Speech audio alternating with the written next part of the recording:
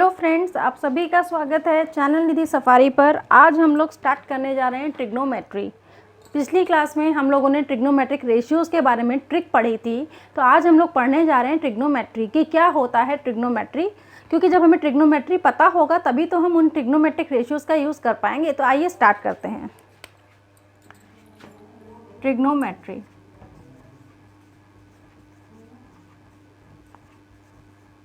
Trigonometry basically एक right angle triangle की sides के रेशियो का ही होता है। तो देखिए, ये आपके सामने एक राइट एंगल ट्रायंगल है। राइट एंगल ट्रायंगल क्यों है? क्योंकि वर्टेक्स बी पे 90 डिग्री बन रहा है, और कोई भी एक ट्रायंगल जिसमें अगर कोई एक एंगल 90 डिग्री है तो वो क्या कहलाता है? Right angle triangle. तो ये आपके सामने ट्रायंगल ABC जो कि राइट एंगल ट्रायंगल है। ठीक है, यहाँ पे एंगल बी पे 90 डिग्री बन रहा है। अब देखिए, अगर आप इधर देख रहे हैं तो ये क्या हो गया? हमारा बेस हो गया। क्या हो गया? बेस। और ये क्या हो गया? परपेंडिकुलर।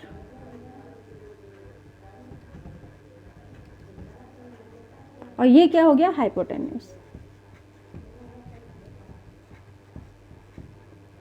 ये आपके राइट एंगल ट्रायंगल की तीनों साइड्स के नाम हो गए। एक बात और, बहुत बार बच्चे कंफ्यूज हो जाते हैं कि बेस मैडम हमेशा यही रहेगा या ये रहेगा, क्या रहेगा। तो आपको ध्यान रखना है कि जो भी इधर पे जो भी साइड हो आप हमेशा उसको बेस मानिए। सपोज करिए यही ट्रायंगल है, लेकिन अब इस ट्रायंगल को इस तरीके से कर दिया गया। इस तरीके से कर दिया गया मतलब क्या हुआ कि आपका बी इधर AB नीचे हो गया है, सी इधर। तो इस केस में अब आपका AB जो है वो बेस बन जाएगा और AC जो आपका हो जाएगा ABC।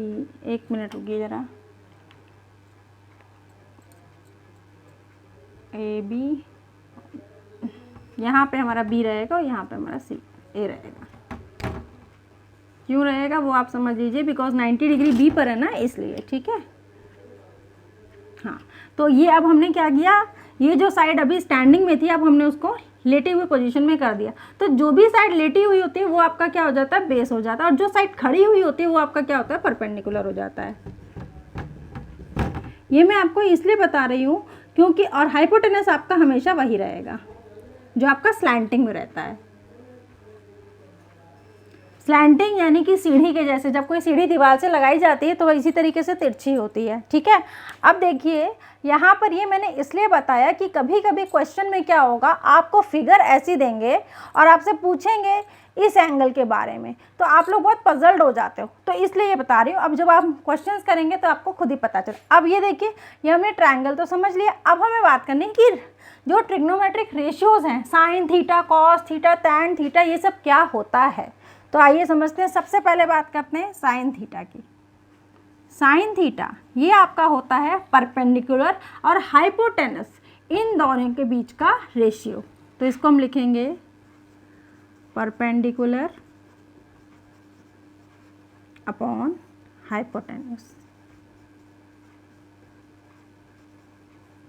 अब यहाँ पे मैंने थीटा क्यों लिखा है? जैसे ये 90 डिग्री है तो ये या ये, इनको इन्हीं के बारे में आपसे क्वेश्चन आएगा। जो राइट एंगल होता है उसके बारे में कभी नहीं पूछा जाता, जो रिमेनिंग एंगल्स होते हैं उन्हीं के बारे में पूछा जाता है। और एंगल को हम जनरली थीटा से रिप्रेजेंट करते हैं, इसलिए मैंने यहाँ पे ये थीटा से रिप्रेजेंट किया है। ठीक है, अब अगर हम इस क्वेश्चन की बात करें, अगर आपका थीटा यहाँ पे है तो थीटा का मतलब किससे हो गया? A से। तो इसको हम बोल देंगे साइन A। क्या बोल देंगे? Sine A। और वही अगर ये थीटा इधर हो तो हम इसको क्या बोलेंगे? Sine C। दोनों के केस में फॉर्मूला आपका परपेंडिकुलर अपॉन हाइपोटेनस ही रहेगा। ठीक है, अभी हम इसके बारे में भी चर्चा करेंगे, साइन A और साइन C के बारे में भी चर्चा करेंगे। पहले हम साइन कॉस टैन सबके बारे में समझ लें, उसके बाद। तो ये तो हो गया साइन थीटा। अब बात करते हैं कॉस थीटा की। ये क्या होता है? Base upon hypotenuse.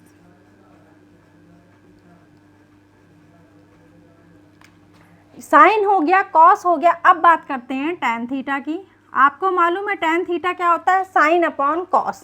जब हम साइन अपॉन कॉस करेंगे तो आप देख रहे हैं कि हाइपोटेनस और हाइपोटेनस दोनों कैंसिल हो जाएगा। देखिए कैसे, हमने टेन थीटा में टेन थीटा को पहले लिख देती हूँ, रुकिए, sine theta upon cos theta.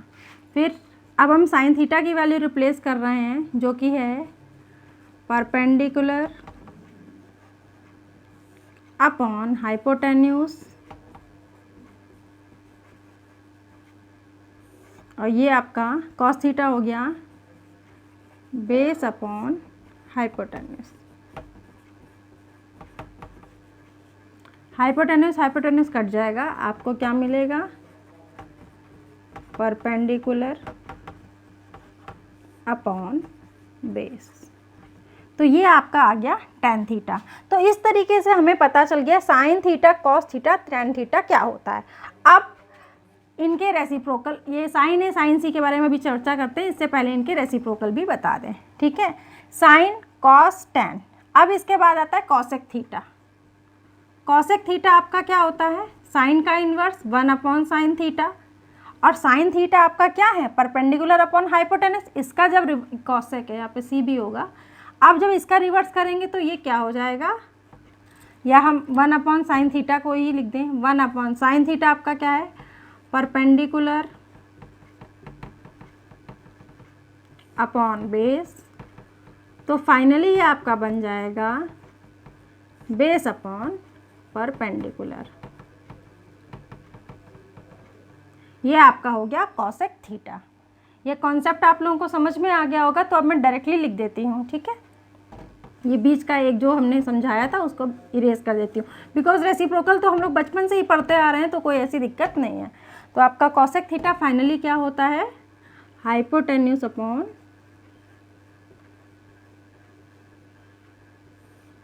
Perpendicular.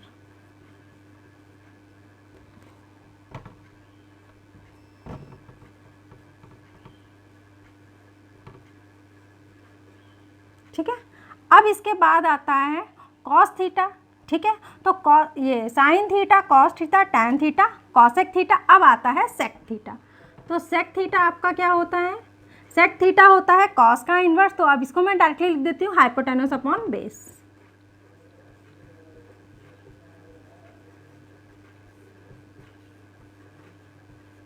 Last but not the least, tan का इन्वर्स होता है कॉट। तो आपका कॉट थीटा हो जाएगा, टैन आपका है परपेंडिकुलर अपॉन बेस, तो कॉट हो जाएगा बेस अपॉन परपेंडिकुलर।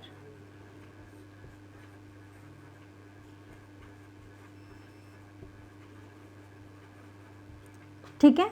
तो इस तरीके से हमने जाना कि इनका मतलब क्या होता है, साइन का मतलब क्या है, कॉस का मतलब क्या है, कॉसेक का मतलब क्या है, ये हम लोगों ने जान लिया। अब देखिए, इनको इतना बड़ा बड़ा स्पेलिंग में लिखेंगे तो बहुत बड़ा हो जाएगा, तो इसलिए परपेंडिकुलर को हम लोग P से रिप्रेजेंट करते हैं, हाइपोटेनस को हम लोग H से, और बेस को, ये आपका बेस है, बेस को रिप्रेजेंट करते हैं B से।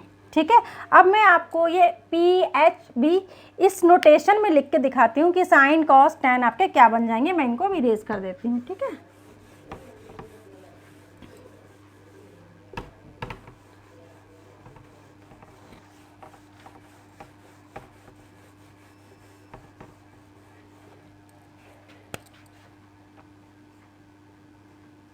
साइन थीटा ये आपका हो गया P अपॉन H, कैपिटल में लिख दे रही हूँ, cos theta B upon H, tan theta P upon B। इसके बाद यहाँ पे cosec theta H upon P, reciprocal होता जाएगा ना, sec theta H upon B, और कॉट थीटा ये आपका हो जाएगा B अपॉन P। इस तरीके से ये आपके सारे रेशियो हो गए। ठीक है। अब मैं थोड़ा सा पानी पी लेती हूँ।